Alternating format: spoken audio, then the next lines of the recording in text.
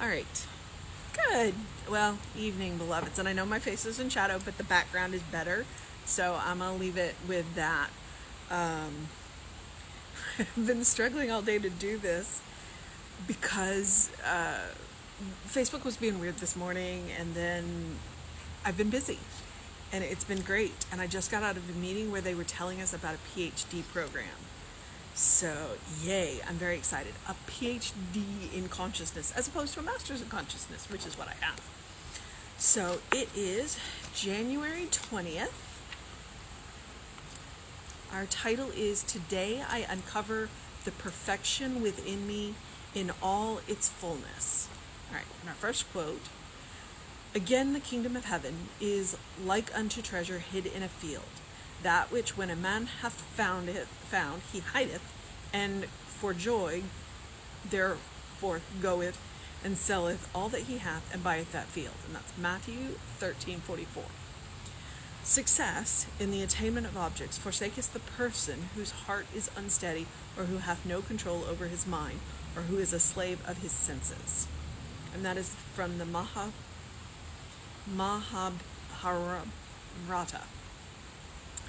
And then the last one is without either hunger or thirst, beyond all grief, all rejoice in the place of heaven. And that is the Ketha Upanishad. Who would not be successful in the true sense of the term? For there is no success without happiness and a sense of certainty. There is something eternal without success. There is no grief in success, because one who is truly successful is no longer sad. They know the things of this world are but temporary. Their treasure is truly in heaven. Jesus likened it unto the treasure hid in a field, and he said he would sell everything we have in order that we might purchase this field and uncover this hidden treasure. This treasure, the Mahabharata tells us, cannot be found while the heart is unsteady, while one is a slave to the objective appearances, or while they lack control over their world. All of this means that success, even in our objective undertaking, depends, first of all, upon stability of mind, consistency of purpose, and concentration of effort. The kingdom of heaven is already within us. The field which contains this hidden treasure is in our own soul. The priceless pearl is uncovered by the priceless pearl is covered by the hardened shell of experience. We must learn to see God at the center of our being. Today, I uncover the perfection within me. In its fullness, I reveal the indwelling kingdom. I look out upon the world of my affairs, knowing that the spirit within me makes my way both immediate and easy, for I know that it, not I, but the spirit that dwelleth in me, that doth the works. All right. Ooh. My face is just going to be weird today. I think I was struck by the line, the hardened shell of experience. Because I think that we can get caught up in keeping up with the Joneses, in what that looks like, in that outward appearance, in the stuff, and forget what makes us happy, forget what makes our soul sing. And so that line, the hardened shell of experience isn't a bad thing. But if we let experience numb us to what does make our heart sing, what does make our soul sing, what does make life good, life worth living, then we're missing out. Then we're missing that pearl in the field. And we're missing that pearl in the field of consciousness. Okay, all right, so I'm going to try not to drop it.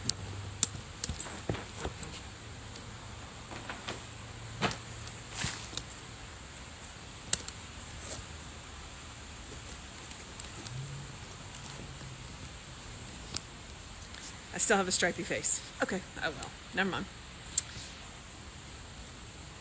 It is what it is, right?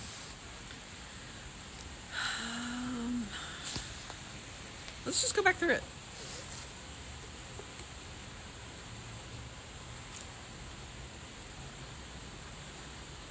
Today I uncover the perfection within me in all its fullness. We all know the Matthew. I've heard good talks on the Matthew. I've heard bad talks on the Matthew. I'm going to let you make up your own idea about Matthew. What is the pearl? What field is it hidden in?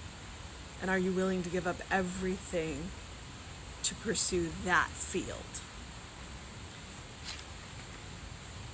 Success in the attainment of objects forsaketh the person whose heart is unsteady, or who hath no control over his mind, or who is a slave to his senses. The material world is not the problem. It is our attachment to the material world that creates the problem. That unsteady mind. So don't think that the material world is the problem. It's our attachment to it, okay? Without either hunger or thirst, beyond all grief, all rejoice in the place of heaven. That's the Ketha Upanishad. I suggest you go look it up and see a few lines before and a few lines after. All right, so who would not be successful in the true sense of the term? For there is no success without happiness and a sense of certainty. There is something eternal about success. There is no grief in success. But one who is truly successful is no longer sad. I'm not sure where he's going with this. There's no grief in success. They know the things of this world are but temporary. Their treasure is truly in heaven. Jesus likened it unto a treasure hid in the field. And he said he would sell everything. You know what? I'm having one of those days. This is one of the ones that just doesn't speak to me. It just does not speak to me. It doesn't.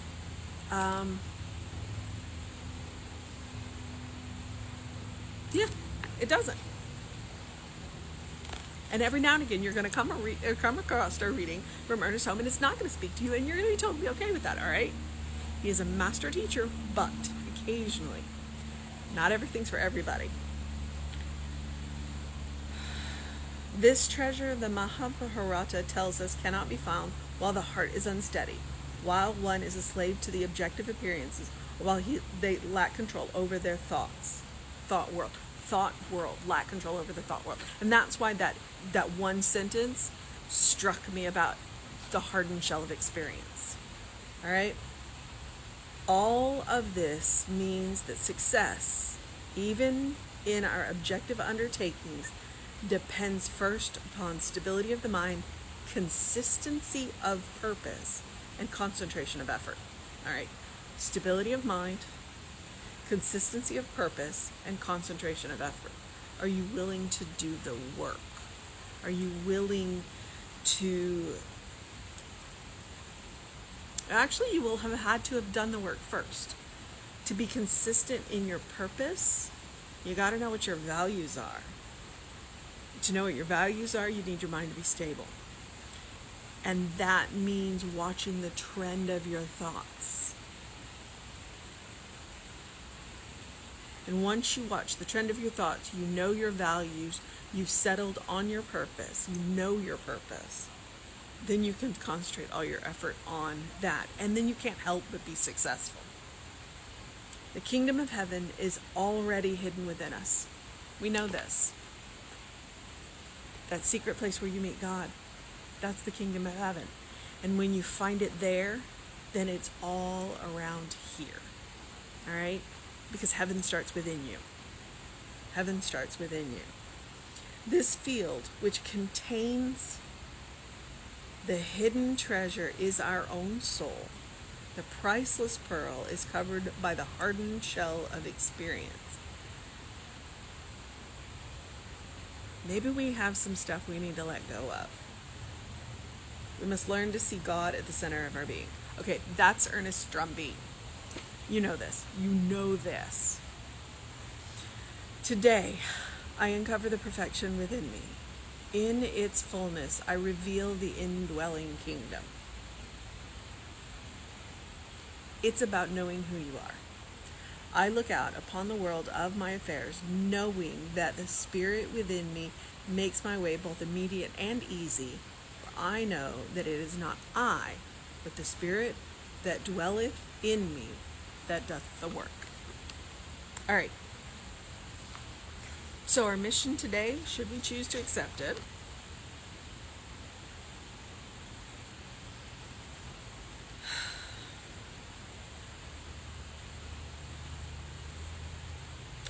I think the mission today, should we choose to accept it, is to look at our hardened shell of experience, to find those places of hardness within us where experience has made us hard, and to soften that. What do we need to do to soften that, to heal that, to let that go? To see the heaven within us so that we can experience the heaven all around us. That's the mission. The other mission, which is the same mission I give you every day, do something loving for yourself, do something kind for yourself, do something compassionate for yourself, whatever it looks like. You see where I am? This is loving, kind, and compassionate for myself. I am enjoying that sound of the water falling behind me. I am enjoying the good company of people who believe the same things that I do, who know the same things that I do, who read the same teachings, and have softened their experiences and softened their hearts. And it's been fantastic and amazing, and I love it, and I intend to bring all of this wonderful energy back to you guys. So it is what it is. All right. I think I've been forgetting to tell you to engage your mind and your body. I've been forgetting to tell you to go get that early morning sun, which, I'm sitting in the sun right now, and to drink plenty of water. But I've been in this kind of other world. I'll be back on track soon because I'll be home soon. But until then, please enjoy. Please enjoy. Open the windows of your soul. Allow that breath of heaven to remind you you do live in heaven right here, right now. It is all around you. And how do you start to see it, to feel it, to know it, to recognize that you are a beloved child of God in whom God is well pleased always and forever? It is a state of grace. You start there with that pearl, and it'll open the whole oyster of success to you. All right, beloveds. I'm going to go explore the exhibit hall now. So take care of yourself. Know that you're loved. Reverend David should be on with you pretty soon because I know how late I am. It's only 2 o'clock here. But he should be on, and I will be back on with you tomorrow. I don't know what time. As you can see, Facebook was just being weird this morning. So this is when I could figure it out. So, but I will do it again tomorrow. Take care of yourself. Know that you're loved. And have a fantastic day, an amazing day, a wonderful day, an enchanting day, a magical day, a good day. And if that is too much pressure, simply have a day because you are enough just as you are. All right, beloveds, I will see you next time.